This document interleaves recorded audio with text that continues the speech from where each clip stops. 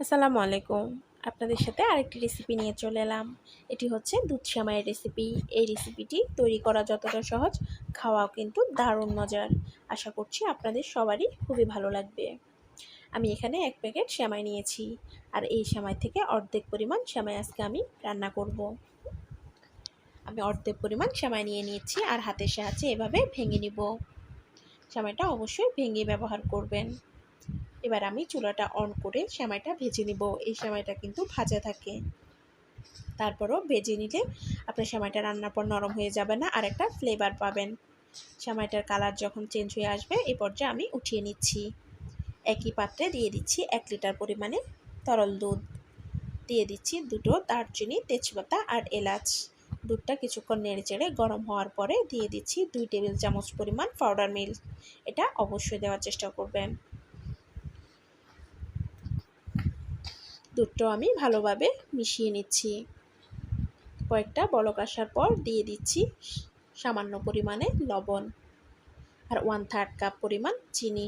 মিষ্টি কেমন খাবেন অবশ্যই সেই হিসাবে অ্যাড করবেন।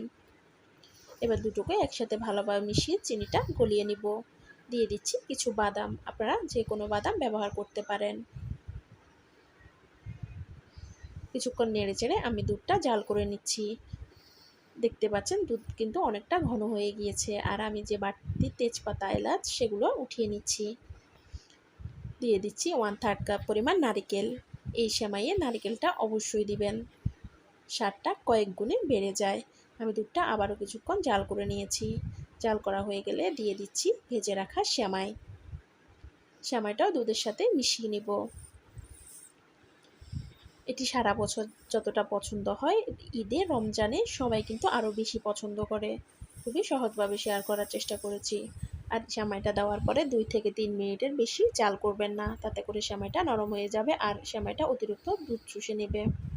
এ পর্যায়ে আমি চুলাটা অফ করে দিব। ঠান্ডা হওয়ার পর আপনাদের সাথে শেয়ার করছি। দেখতে পাচ্ছেন ঘনত্বটা কেমন রয়েছে, একদমই পারফেক্টভাবে সেট হয়েছে। সেমাইটা আমার একদমই গলে যায়নি, আর দুধের ঘনত্বটা পারফেক্ট।